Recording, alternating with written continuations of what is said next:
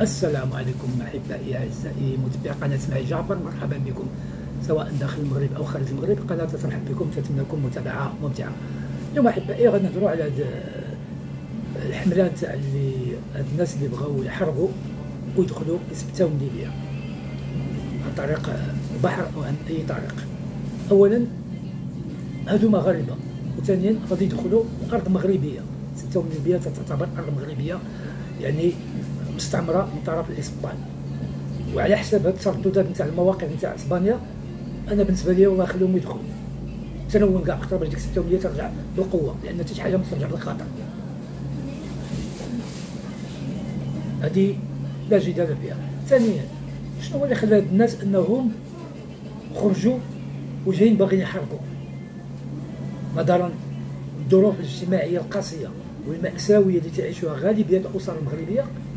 واحد 60% ولا 70% راهم كيعيشوا ظروف مزريه، لان الطبقه المتوسطه ما بقاتش في المغرب، بقات غير الطبقه يعني البرجوازيه الارستقراطيه والطبقه الكادحه الفقيره المفقره. هادشي اللي بقى في المغرب.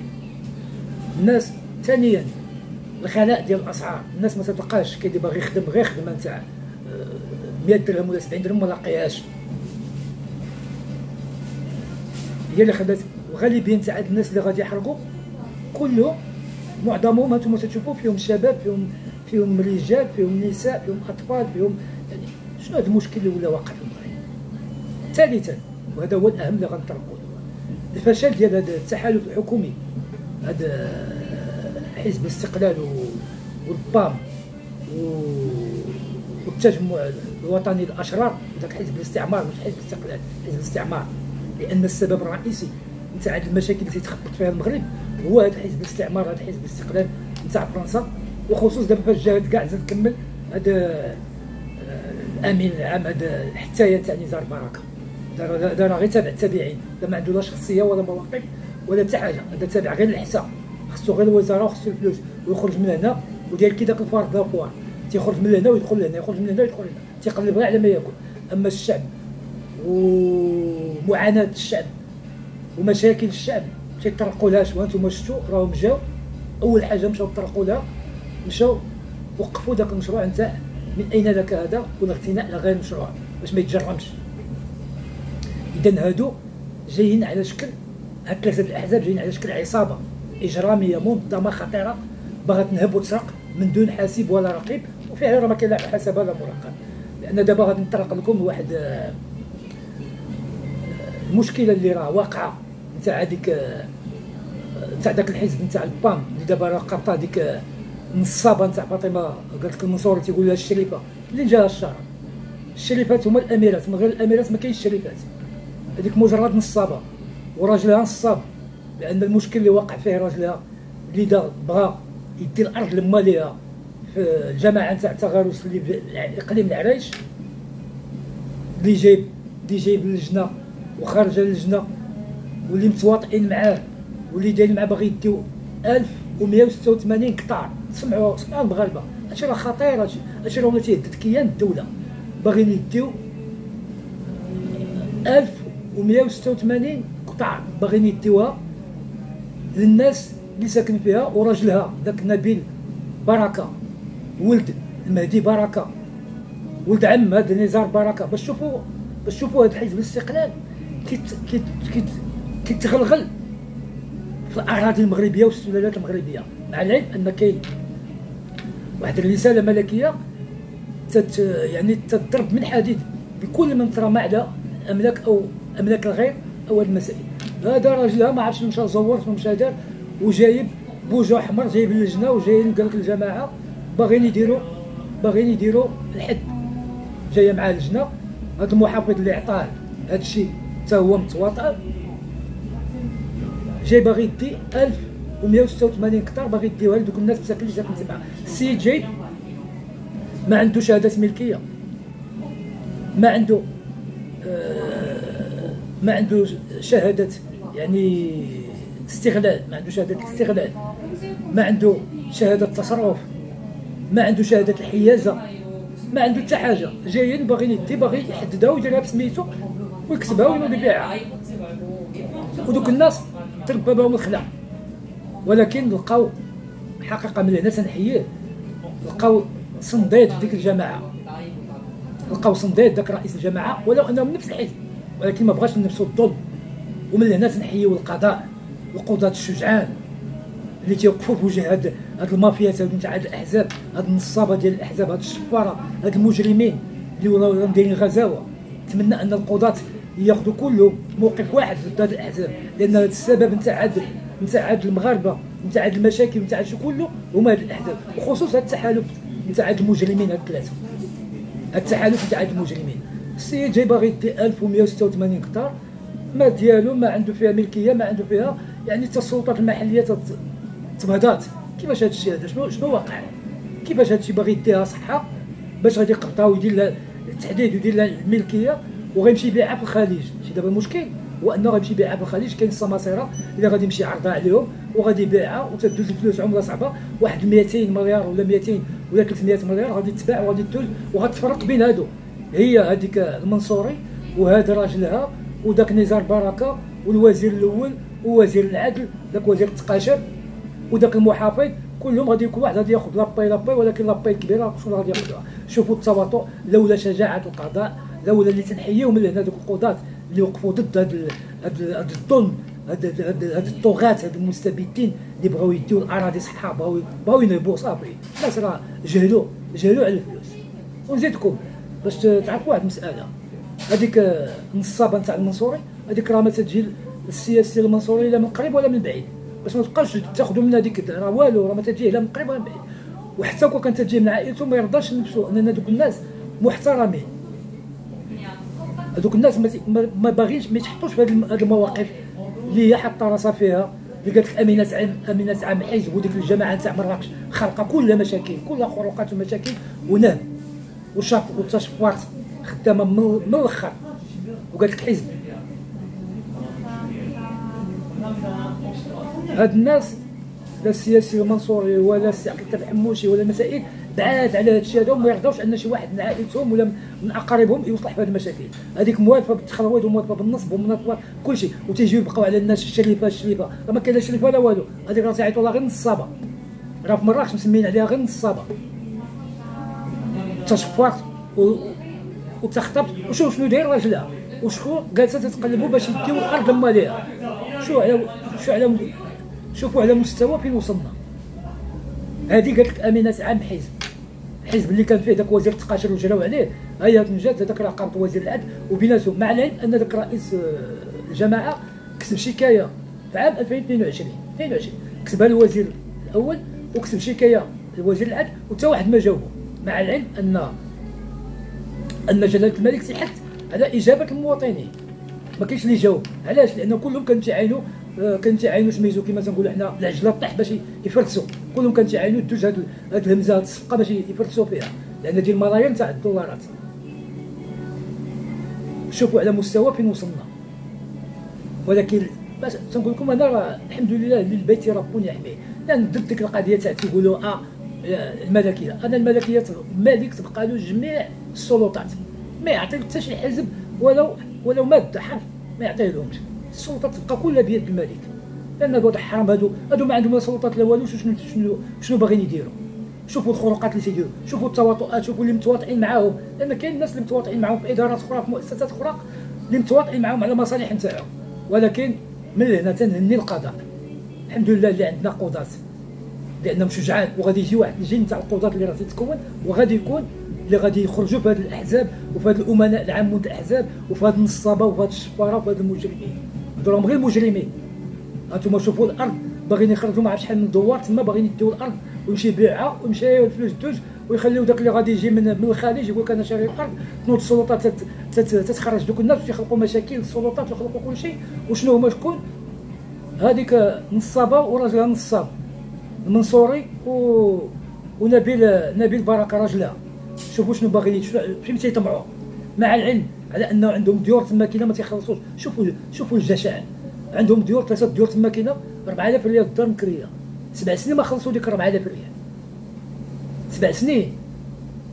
وتيجي الافراغ في التالي حيت ما لقاو ما يديروا حيت زيروهم. هذا صراحه هذا رئيس الجماعه انا تنحييه من هنايا، لان هادو كلهم خص يكونوا على هذا الشكل هكا. ما شوف ما باقيينش تخافوا من هاد الاحزاب ولا تقول لي خلعك ولا هذه. الحمد لله القانون راه فوق كل شيء، وكاين القضاء، مؤسسات القضاء، كاين قضاة اللي ما تيخافوش، اللي ما تيهمهم حتى حاجه، اللي تيهمهم كلمه الحق. وها هو خير المثال، ها هما وقفوا في وجه هذه العصابه كامله نتاع هاد الاحزاب الثلاثه. لا اخذنوش وربعتو. نتمناو ان السلطات المعنيه تحرك المسطره في وجه هذا النصاب هذا نتاع نبيل بركه اللي باغي يدير الارض الماليه وجايب اللجنه، وشكون اللي تواطؤوا، الناس اللي تواطؤوا معاه. هادشي راه خطير، هادشي راه ولا خطير للغايه. انتم تشوفوا الناس مساكن كيتهربوا كيتهاجروا، باغيين يهربوا، باغيين يحرقوا السبطه الضفه، وتسمعوا الكلام تاعهم اللي تيقولوا، تسمعوا الهضره تاعهم تيقول لك هاد البلاد ما بقى فيها والو، هاد البلاد تيقول لك ما فيها قانون، اللي تيقول لك ما لقينا فيها خدمه، اللي تيقول لك ما لقينا والو.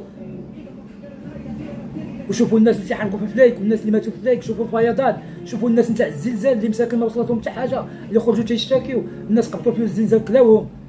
وشوفوا هاد الناس نتاع الفيضان اللي لا مساعدات لهم يحزنون، لولا الرعايه نتاع صاحب الجلاله، الله يحفظه والله ينصره ويخليه لينا. هو اللي واقف وهو اللي تيوقف في هاد الشدائد. اما هاد الحرام ديال الاحزاب كنت تكلتوا عليهم، كانوا يبيعوا المغرب ويبيعوا البشر ويبيعوا كل شيء، ويبيعوا حتى الصحراء ويبيعوا كل شيء ويزيدوا خلفه.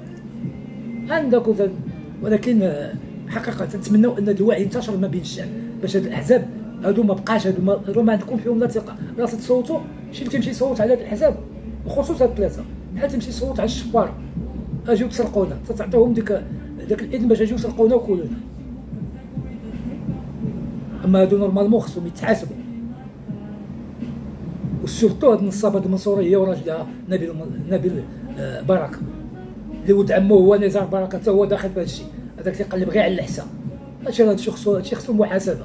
عندنا بزاف باش ان ترامى على ارض نتاع 1186 قطار، راه من 240 مليار لفوق. شوف راه دابا عندهم السماسره نتاع الخليج، يمشيو يبيعوها في الكويت ولا يبيعوها بشي واحد، هكا هي ديالي بيع طاق، حتى يجيو يقسموا الخبزه غادي يقسموها بيناتهم، كل واحد يعطيوه لاباي هكاك. ودوك مساكن دوك الناس تاع الدوار راهو يمشيو غدا يجي لهم بحال داك اللي وقع لدوك الناس نتاع حي الشوكه ديال طنجه. راه نفس القضيه تتعامل، راه غادي تجيب غتلقى داك الشيء من وراه، راه هما الناس هاد الاحزاب هما اللي تيخلقوا هاد المشاكل في الشعب.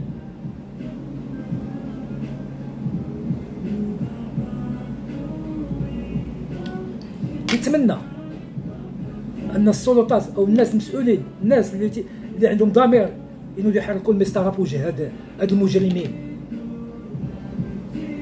يتحرك المسطره في هذا نورمال، باش مشكونش حنا نتبعوا واحد دار تدوينه ولا وحده ولا واحد سرق التصبين في السطح ولا واحد سرق البورطابل، نمشيو نتبعوه ونطبطوه، عطيه 6 شهور الحبس، عطيه 3 شهور، والشفار العتاق المزورين. هذا راه ماشي، هذه جريمه مكتمله الاركان. هادشي اللي دار به هاد نبيل بركه جريمه مكتمله الاركان، فيها النصب والاحتيال، فيها التزوير، فيها سميتو الاستيلاء على حق الغير من غير وجه حق، فيها تضارب المصالح، فيها استغلال النفوذ، فيها استغلال المنصب، فيها الشطط في استعمال السلطه، فيها بزاف د الحوايج من طرف اللي متواطئين معاه، لا ولد عمو ولا مراته. وخصنا كما عندنا قضاة هكا شجعان اللي يوقفوا في وجه هاد العصابه تاع هاد الاحزاب.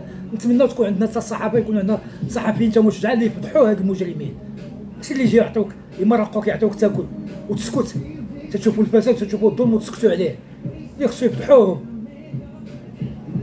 باش يتفضحوا، باش يتعرف حقيقتهم، لان هادو ناس اللي يعني شوهوا المملكه المغربيه، شوهوا المغرب. هاد الاحزاب هادو راه داكشي اللي راه واقع، راه خطير للغايه. نتمنى ان شي مسؤولين اللي كانوا سمعوا هذا الحوار، سمعوا هادشي نتاع رئيس الجماعه، يتدخلوا. حنا هاد حزب فرنسا، هاد حزب الاستقلال، حزب الاستعمار، حزب فرنسا راه هو السبب نتاع هاد المشاكل كامله. لان نهار الدوات باش قطعت الاستقلال كان المجاهد الاكبر محمد الخامس كان دماغه كان ديك الساعات مع بناء الدوله والمؤسسات، ولكن هاد الاحزاب، هاد حزب الاستقلال مع احتراماتي للمجاهدين الاولين تاعو، كاين فيهم واحد المجاهدين اللي كانوا باغيين تا هما بناء الدوله والمؤسسات، الا ان الاخرين رشاويه وانتهازيين مشاو تيقلبوا على الاراضي واستيلاو على الاراضي وعلى الممتلكات وعلى الكريمات وعلى المناصب وعلى كل شيء، وخلاو البلاد، خلاوها ضربه هذه الجائحه.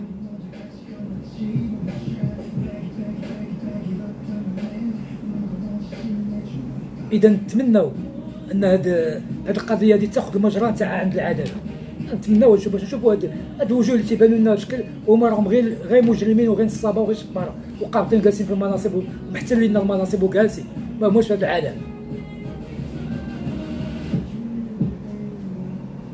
لان هادشي بزاف، هادشي ولا خطير، هادشي تجاوز الخطوره. حتى غدا واقيلا كاع عم الله شنو راهم مخططين، شنو تيديروا.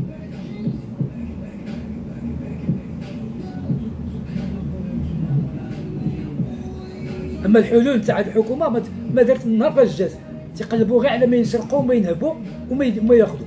اما شي حلول باش يديروا شي حلول يشوفوا شنو عاشت ولكن راه حنا غير من الزنزانه يعطيك الاخبار. هانتوما تشوفوا الناس يخرجوا دي فيديو تيهضروا داك الشيء تنغرقوا. انا مؤخرا تنشوف واحد عاود تهضر على السبيطارات وعلى في طنجه تهضر على السبيطار وداك الشيء، فين هو داك وزير الصحه؟ باش عرفوا راه ما كاين حتى حاجه، راه ما كاين والو من هذه الحكومه. هذه الحكومه ضربت المغرب هبطاتو لاسفل السافلين، يعني دخلاتو في واحد التنميه البشريه واقيلا 160 من ضمن 200 دوله ولا هذه. شوف فين رداتو هذه التنميه البشريه. حنا غنجيبو كاس العالم، غنجيبو كاس العالم، ولكن غنجيبو كاس العالم بواحد الواجهه، بواحد النهضه، بواحد النهضه اقتصاديه، بواحد الوجهه جديده. حنا عندنا المشاكل وعندنا الناس مازال واحد باغي يهرب على الاراضي وواحد باغي يدي وواحد باغي يسرق وواحد باغي ينهب، وكلهم هادو شكون اللي تيديروا هادشي؟ غير الاحزاب. اما الشعب مسكين راه لا سلطه له، راهم جالسين غير صحاب الاحزاب وصحاب النفوذ والتواطؤ ديال صحاب السلطات معاهم. على هذا اللي دار هذا نبيل بركه اللي دار هادشي، كون ما لقاش تواطؤات وهادشي ما غادي يقدش يترمى على هادشي. ولكن الحمد لله الجماعه لقات فيها، ديك الجماعه لقات فيها رجال، وعلى راسهم رئيس الجماعه اللي تصدى لهاد العصابه، وقال لك لا غديه شوف هو قدم باش يتم التنفيذ. نهار 4 نهار 5 طردوه من الحزب، قال لك لجنه الاخلاقيات. هادوك غير الشفار، هادوك من الاخلاقيات عندهم هذاك الحزب كله ما عنده لا اخلاقيات لا والو، حاشا شي وحدين شي جوادهم تما كاينه ولكن على رؤوس الاصابع ما عندهاش نذكر لكم اسمائهم. هادوك جوج قال لك الاخلاقيات من الاخلاقيات عند باباكم، غير الشفار وغير النصاب الخو غير المجرم الخو غير اللي ملطخين يديهم حتى كتافهم بالفساد ونهبوا السرقه والمال العام. شنو لجنه الاخلاقيات؟ كون كان عندكم لجنه اخلاقيات كون راكم ديك الساعه كون كانت لجنه اخلاقيات كون هذيك بعدا ما تحطوهاش رئيسه، ما تحطوهاش امينه عام الحزب، حيت جاكم راجل نزيه وشريف ووقف لكم، وقف لهذا المد نتاع النصابه نتاع هاد المجرمين نتاع هذا الحزب. راه قالت لك لجنه الاخلاقيات، الاخلاقيات عند باباكم الاحزاب كاملين، عند باباكم لا اخلاقيات ولا ذمه ولا كرامه ولا شخصيه ولا والو، مجرد عصابات اجراميه منظمه خطيره، وغادي يجي وقت اللي غتحاسبوا على هادشي كاملين. اذا احبائي اعزائي ما بقى لي الا ودعكم ولقاؤنا فيديو اخر جديد ان شاء الله. والسلام عليكم ورحمه الله تعالى وبركاته.